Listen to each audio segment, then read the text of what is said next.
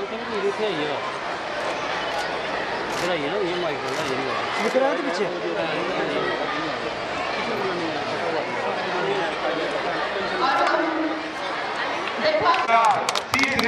जो ढेर सारे इंटरनेशनल मेडल और ढेर सारे नेशनल मेडल ये अरुणाचल प्रदेश 10-12 सालों से हमारे लगातार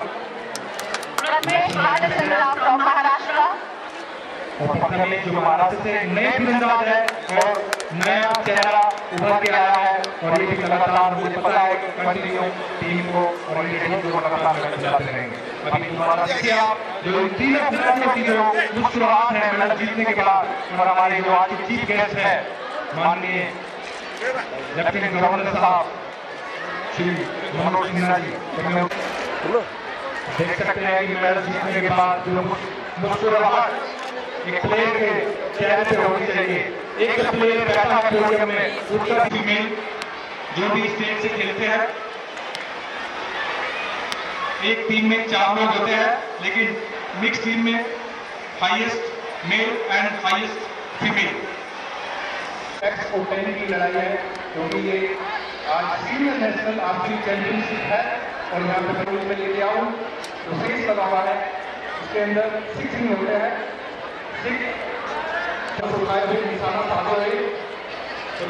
गोल्ड मेडल के लिए महाराष्ट्र टीम है हमारी और दिल्ली और महाराष्ट्र के बीच गोल्ड मेडल मैच और एआई पंजाब और मध्य प्रदेश ब्रॉन्ज मेडल।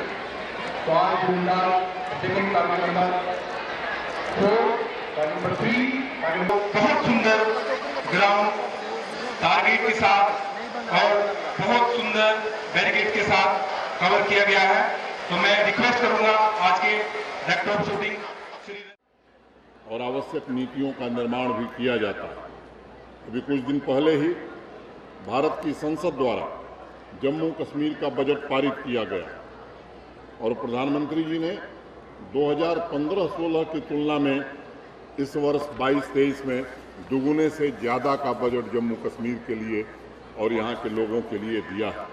मित्रों, संसाधन और सामर्थ्य के साथ देश के मुकुटमणि कहे जाने वाले जम्मू कश्मीर में पूरी गंभीरता से किसानों, महिलाओं, नौजवानों, खिलाड़ियों की आकांक्षाओं को पूरा करने का प्रयत्न किया जा रहा है और हर क्षेत्र में कम समय में हमारी यूनियन टेरिटरी नई बुलंदियों पर पहुंचे, इसकी शिद्दत से कोशिश की जा रही है।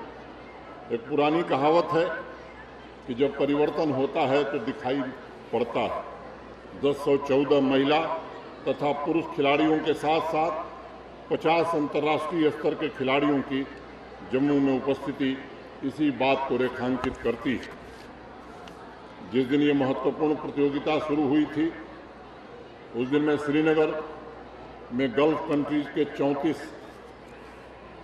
बड़े सीईओज के साथ आयोजित इन्वेस्टर्स समिट को संबोधित कर रहा था। 72 वर्षों से जो रेड टेप था उसे हटाकर रेड कारपेट बिछाने का काम अब जम्मू कश्मीर में किया गया।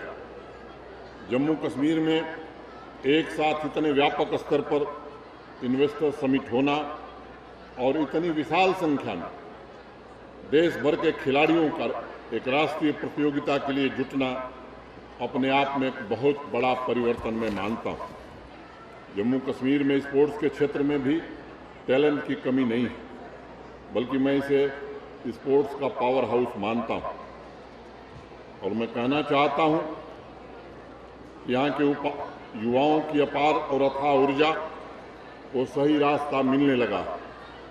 माननीय प्रधानमंत्री जी ने जब नए जम्मू कश्मीर की बुनियाद रखी तो स्पोर्ट्स सेक्टर में फैले हताशा और निराशा के माहौल को भी समाप्त करने में एक नए प्रकार के उम्मीद की किरण जगी है।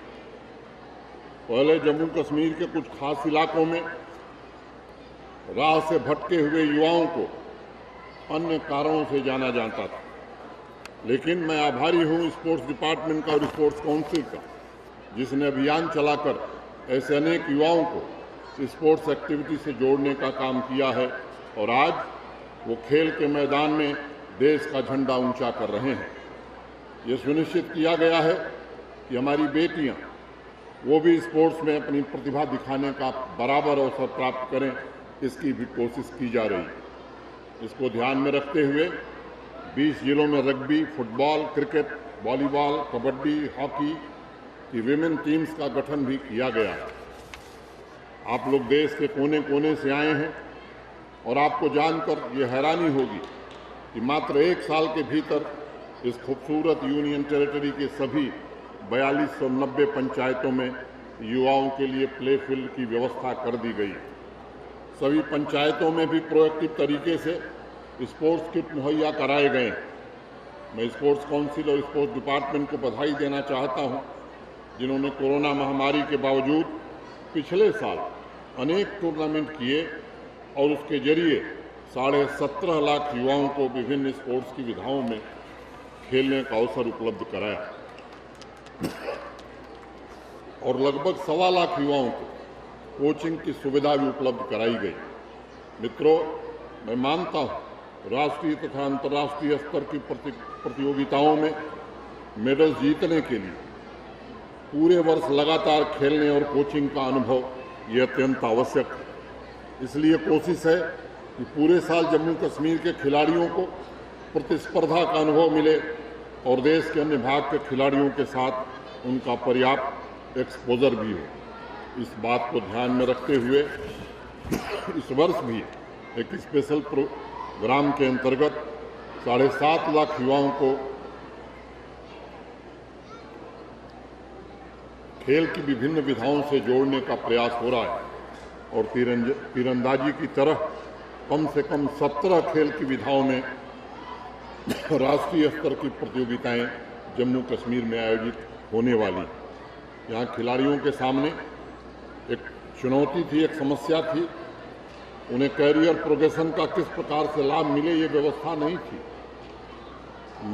आभारी हैं अपने स्पोर्ट्स डिपार्टमेंट के एक्सपर्ट्स, खिलाड़ियों तथा अनेक लोगों से सलाह मशविरा करके, विचार विमर्श करके एक नई स्पोर्ट्स पॉलिसी जम्मू कश्मीर में बनी, जो खिलाड़ियों को न सिर्फ उनके वर्तमान को सुनहरा बनाती है बल्कि भविष्य को भी सुरक्षित रखेगी।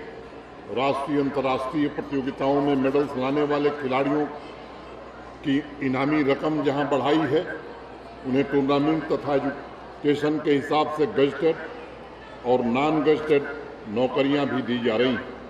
इस वर्ष की शुरुआत में स्पोर्ट्स पॉलिसी के लागू होने के पश्चात 2014 से लेकर 2021 के बैकलॉग को खत्म करने का काम प्रारंभ कर दिया गया है। जम्मू कश्मीर में खेल की क्रांति लाने के लिए संसाधनों का विस्तार किया जा रहा है। इस वर्ष सभी 20 जिलों में अत्याधुनिक 221 प्ले फील्ड बनाए जाएंगे तथा 157 स्पोर्ट्स कोर्ट का निर्माण और अपग्रेडेशन किया जाएगा। इस वित्तीय वर्ष के अंत तक लगभग